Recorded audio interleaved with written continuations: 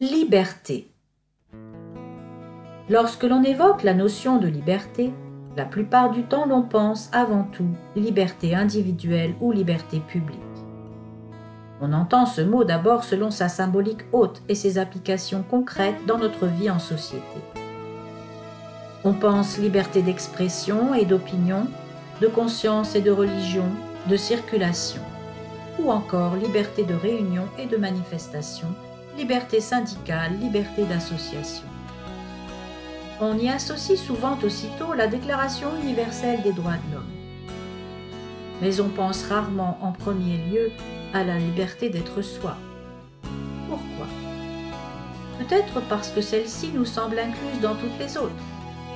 En effet, l'on pense être soi-même lorsque l'on a le droit d'exprimer son opinion, lorsqu'il est possible de faire valoir sa liberté de conscience, lorsque l'on peut choisir sa religion ou son parti politique sans être inquiété en aucune façon, lorsque l'on peut aller où l'on veut, lorsque l'on est autorisé à manifester son opinion dans la rue et à s'associer avec d'autres pour ce faire.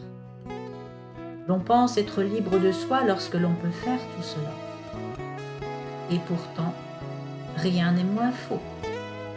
Car la liberté d'être soi suppose avant tout que l'on s'autorise d'abord à soi-même cette liberté.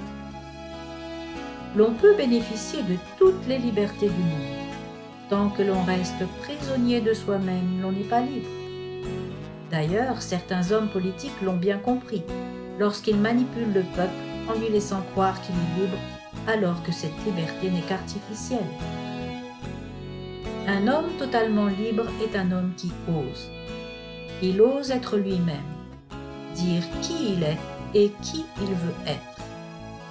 Quel homme aujourd'hui peut se vanter d'être complètement authentique en toutes circonstances? À l'heure de la pensée unique, où il est de bon ton de raisonner comme ceci ou comme cela, il n'est pas particulièrement bien vu d'exprimer une opinion contraire. Alors, bien sûr, on a le droit de le faire. La liberté d'expression nous donne ce droit.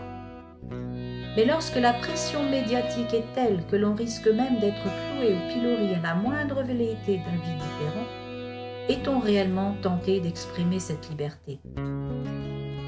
Sans parler des cas où cette liberté d'expression protégée par la loi et la justice ne l'est plus du tout lorsqu'une religion de type extrémiste fait preuve d'ingérence dans la vie publique.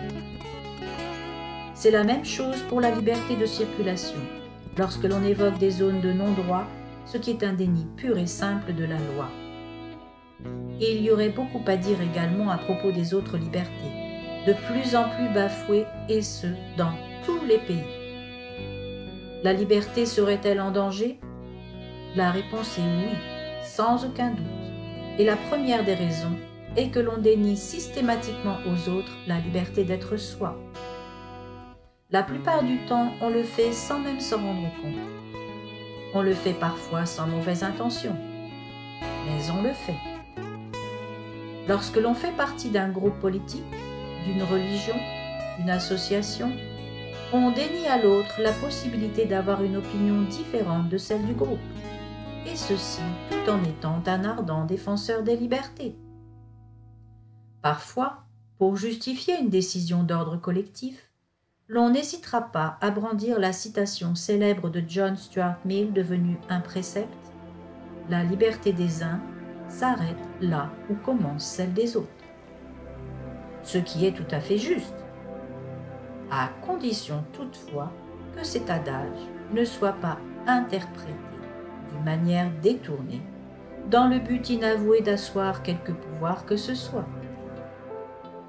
En termes de dénégation de liberté d'être soi, l'être humain est capable de faire pire encore contre lui-même.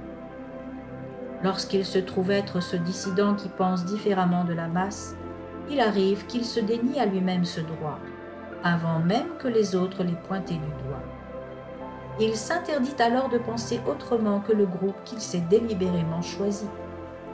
Il s'autocensure, même quand il se sent dans son bon droit et tout à fait autorisé à penser différemment. C'est comme s'il se sabotait lui-même au nom d'une espèce de loyauté insensée qui le pousse à tricher sur lui-même pour pouvoir garder sa place dans le clan.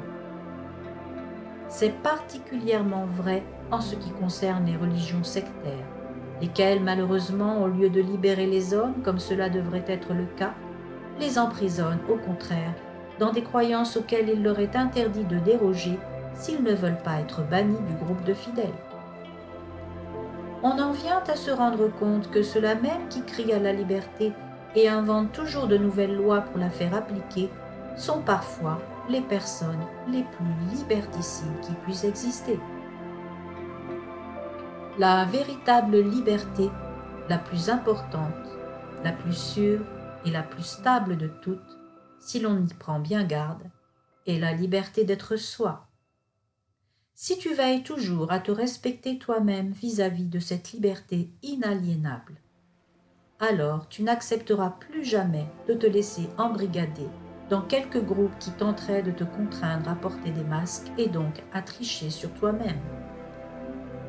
La liberté d'être soi, sans masque et sans tabou, est le plus sûr garant de toutes les autres libertés, car alors tu es ton propre maître. La colombe te le rappelle aujourd'hui. Considère cela comme un signe t'indiquant que tu es peut-être en danger en ce moment de perdre ta véritable liberté et qu'il est temps pour toi de prendre les mesures nécessaires pour remédier à cela au plus vite.